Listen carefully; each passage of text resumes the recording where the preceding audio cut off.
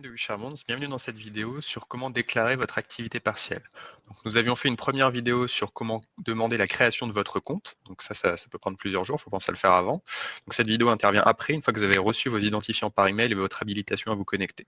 Donc une fois que vous avez ces identifiants, vous allez sur le site activitépartielle.emploi.gouv.fr. Donc vous mettez vos identifiants, vous vous connectez. Et là, vous allez arriver sur une page sur laquelle vous allez retrouver l'ensemble des établissements qui sont rattachés à votre compte. En l'occurrence, moi, j'en ai qu'un. Donc, on m'indique en fait que je dois mettre à jour mon établissement pour pouvoir poursuivre et faire une demande d'autorisation préalable. Donc, à ce moment-là, vous cliquez sur chaque établissement si vous devez le faire pour chaque établissement. Donc, vous allez sur l'établissement en question. En général, tout ce qui est information sur l'établissement a déjà été précomplété parce que vous aviez fait ça lors de la demande de création de compte. Donc, voilà, vous vérifiez simplement les informations. Normalement, sauf si c'est votre cas, sinon vous n'êtes pas rattaché forcément à la direction de Bretagne. Voilà. Vous saisissez votre effectif, donc l'effectif personne physique et l'effectif en équivalent temps plein, en ETP. Voilà, personne à contacter, ça c'est pré-rempli avec votre information normalement. Et enfin, vous devez ajouter un RIB. Donc, vous cliquez sur ajouter les coordonnées bancaires. À ce moment-là, voilà, vous saisissez des informations. Alors attention, nous on a eu des petits soucis, ça n'acceptait pas le RIB, parce qu'en fait le code BIC, si on mettait des X à la fin du BIC, en fait il disait que la combinaison n'existait pas. Donc, voilà, et sans ça a fonctionné. Donc voilà, si ça refuse votre IBAN d'enlever les X dans le BIC, c'est peut-être ça. Voilà, donc une fois que vous avez fait ça, vous pouvez enregistrer avec le bouton qui est en haut à gauche ici, là, enregistrer, et vous vous retrouvez sur l'accueil à nouveau. Et à ce moment-là seulement, vous pouvez créer une nouvelle demande d'autorisation préalable. Donc vous avez ici mes demandes d'autorisation préalable, créer une nouvelle demande. À ce moment-là, vous arrivez sur un parcours en 5 étapes, dans laquelle la première étape consiste à compléter une nouvelle fois votre établissement. Sur cette page, vous avez les infos de votre établissement. Donc ça, normalement, il n'y a rien à compléter, c'est pré-rempli. De toute façon, vous n'avez pas de champ accessible. Vous retrouvez en dessous les effectifs que vous avez déclarés. On vous demande la journée de solidarité. Par exemple, j'ai mis le lundi de Pentecôte, 1er juin cette année. Et ensuite, les informations sur votre OPCO, votre OPCA. Donc voilà, ça, là, vous saisissez ce que vous pouvez retrouver en fait sur le site de votre OPCA ou ce que peut vous donner votre expert comptable. Voilà, donc j'ai complété les informations sur mon OPCO. Donc ça, je l'ai trouvé hein, sur Internet, hein, tout bêtement, parce qu'on ne me demande pas mon identifiant ou des choses comme ça. Voilà. On retrouve mes informations sur comment me contacter et le RIB que j'ai renseigné à l'étape précédente. Donc là, à ce moment-là, je peux enregistrer. Voilà, l'étape est validée en vert. Et à ce moment-là, je veux passer à l'étape suivante. Pour passer à l'étape suivante, je descends et là, j'ai continué. Voilà sur l'étape 2 qui consiste à rentrer les motifs et mesures qui sont prises au sein de mon établissement dans le cadre de l'activité partielle. Sur cette page, vous devez indiquer pourquoi vous voulez recourir à l'activité partielle et en dessous, quelles sont les mesures que vous avez mises en place pour limiter cette activité partielle. Donc, dans les motifs, vous avez ici dans autres circonstances exceptionnelles le motif coronavirus. Ensuite, vous devez expliquer dans quelles circonstances et pourquoi vous recourez à l'activité partielle. Donc là, vous avez un petit paragraphe pour indiquer ces motifs. Donc là, c'est 2000 caractères maximum. Ça va rien d'être trop long du coup. Et ensuite, qu'est-ce que vous avez mis en œuvre pour limiter cette activité partielle? Voilà.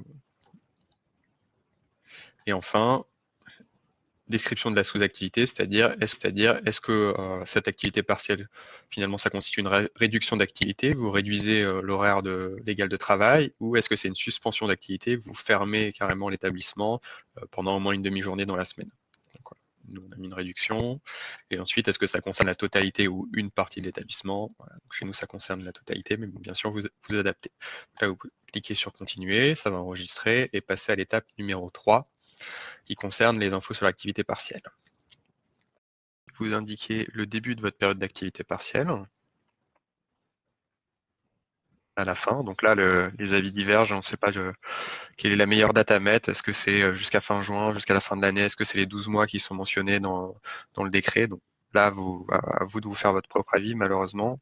Pour l'instant, on n'a pas de certitude sur le sujet. Donc, en fonction de la période que vous avez définie, vous allez pouvoir déclarer le nombre d'heures chômées. Donc là, la première étape, c'est d'indiquer l'effectif concerné. Donc là, faites attention, si vous avez indiqué que la totalité de l'établissement était en activité partielle, évidemment, il faut reprendre l'effectif total, sinon ça n'a pas de sens.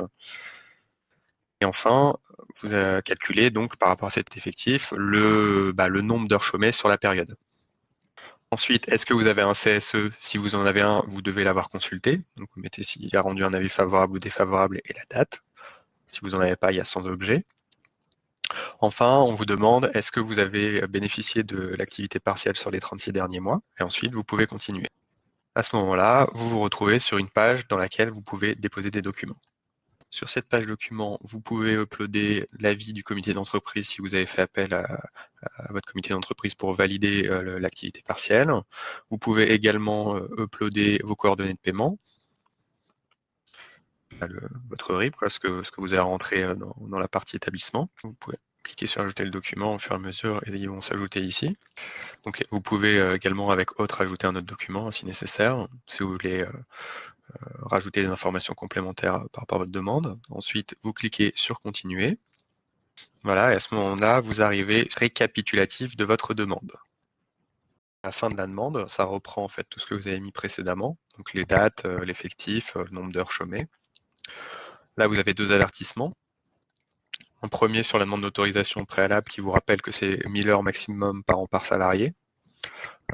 Voilà, et que vous devez aussi demander au CSE si jamais vous en avez un en place. Donc là, vous pouvez valider les instructions. Et ensuite, vous avez disposition. Donc là, ça vous précise qu'ils ont 15 jours pour donner une réponse. Alors, dans le cadre du coronavirus, ce délai a été passé à 48 heures. Donc, voilà, mais bon, ça c'est pas à jour. Donc là, vous acceptez également. Et enfin, vous pouvez envoyer la demande. Donc là, on vous dit que la durée ne peut excéder 6 mois. Donc là, avec le nouveau décret sur l'activité partielle, ce délai était reporté à 12 mois.